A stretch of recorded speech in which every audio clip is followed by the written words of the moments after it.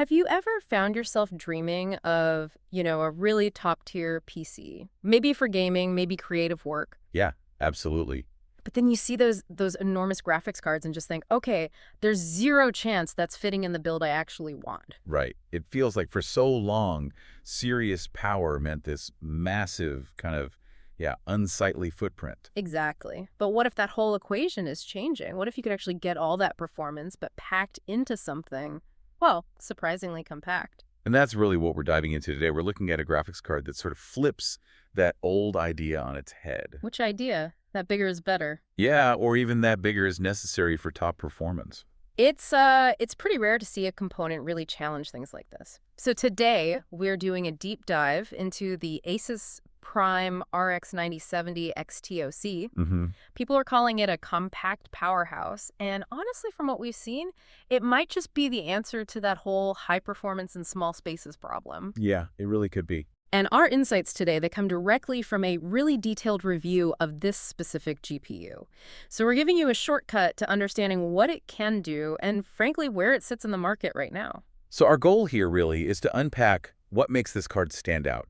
Yeah. It's super relevant if you're maybe looking at a small form factor build, an SFF build. Definitely. But honestly, it's for anyone who just wants those high-end graphics without needing a massive case or dealing with the airflow headaches those giant multi-slot GPUs often bring. Okay, let's get into it then. The core appeal seems obvious. Big performance, small package. Right.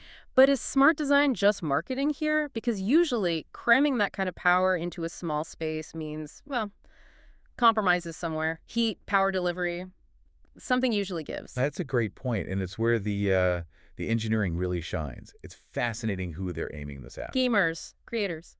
Exactly. People who need that top-tier graphical power, Yeah. but are genuinely limited by space.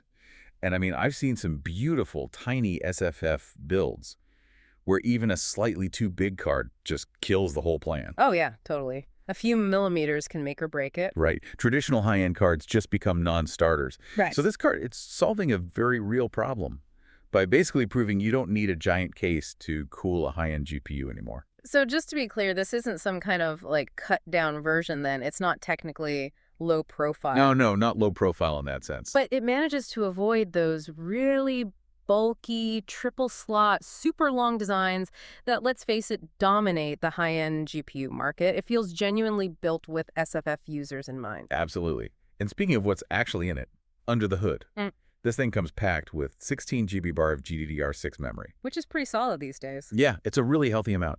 Crucial for handling modern games, creative apps, especially if you're pushing high resolutions like 1440p or even 4K. And then there's that factory overclock. It pushes it to, what, 30 millihertz boost clock? That sounds hefty. It is hefty. That 30 millihertz is a real standout feature. How much difference does that make, practically? Like, for the user who just plugs it in? It means ASUS has basically done the tuning for you. You get that top performance right out of the box, no fiddling required. Gives it a noticeable edge over the reference models. Okay. And the PCIe 5.0 support, is that mostly future-proofing or does it help now? It's a bit of both, Okay. really.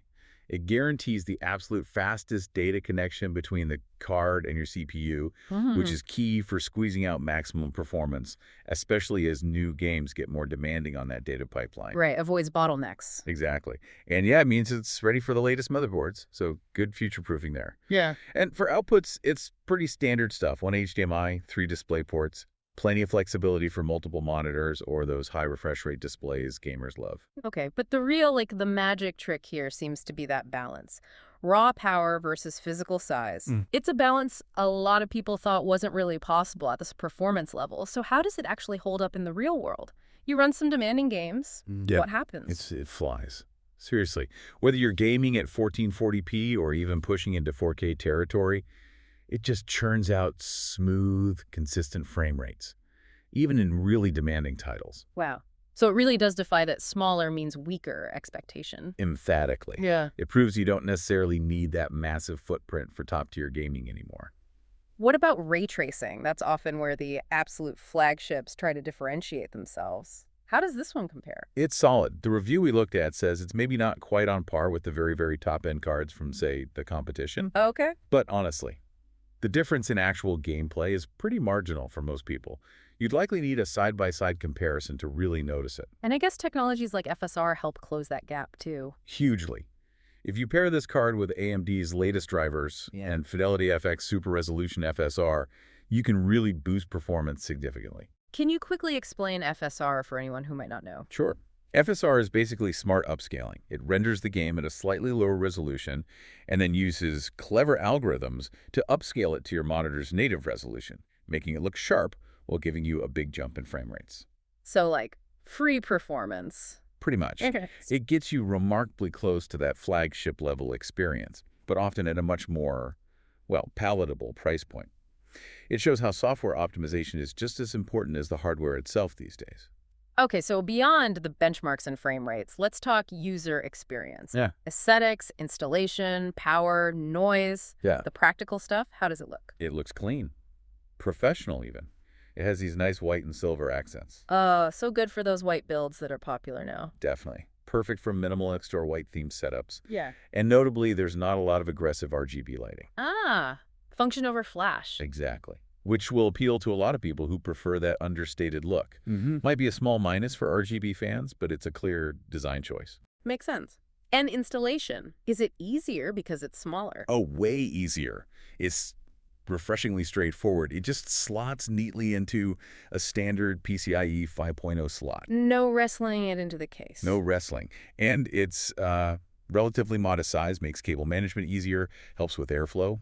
You know how sometimes a giant card practically touches the front fans? Yeah, nightmare scenario. None of that here. It just fits. Okay, what about power draw? Still needs a decent PSU, I assume. Oh, yeah, definitely. The power requirements are, what you'd expect for a card of this caliber.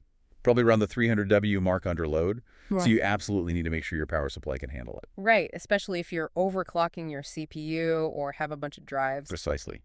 Got to think about the whole system's power budget. And the big one for compact builds, thermals, and noise. Did they have to make it super loud to keep it cool in that smaller form factor? That's the really impressive part. No. Thermals and noise levels are actually impressively low, even when you're really pushing it hard. Seriously, that's huge. It's a real bonus. The dual fan cooling system, combined with whatever ASUS did with the heatsink design, it just works really well. It keeps temps in check without the fans needing to ramp up like crazy. So, quiet gaming sessions. Surprisingly quiet, yeah. Even during long sessions. Yeah. It's a major win if you care about acoustics and don't want your PC sounding like it's about to take off. Okay, so pulling it all together, what's the verdict here? Is the ASUS Prime RX9070 XT OC a smart buy? I think it really is. It strikes this excellent balance between raw power, efficiency, and that all-important form factor. And it sounds like it's not just for small builds, right? Exactly. That's key. It's not just a great SFF card. It's a great graphics card, full stop. Because it does the job. It handles modern games easily. It stays cool. It stays quiet. And crucially, it fits where a lot of other high-end cards simply won't. It's just really smart design delivering top performance without the usual bulk. So for gamers, for creators, especially those eyeing a more compact setup, this looks like a really strong contender, a smart investment. Yeah, absolutely. It delivers where it really matters. Yeah. A testament to some clever engineering for sure. All right, so to wrap up our deep dive, we've seen a high-performance GPU that genuinely fits into smaller spaces without making huge sacrifices.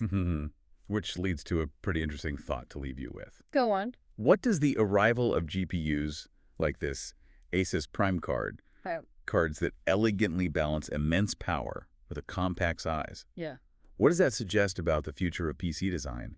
Are we maybe entering a new era where top performance doesn't automatically mean a massive footprint? Interesting question. And how might that shift influence innovation, not just in GPUs, but across the whole tech industry? Something to maybe mull over as you plan your next build, or even just admire that sleek SFF case you've been considering.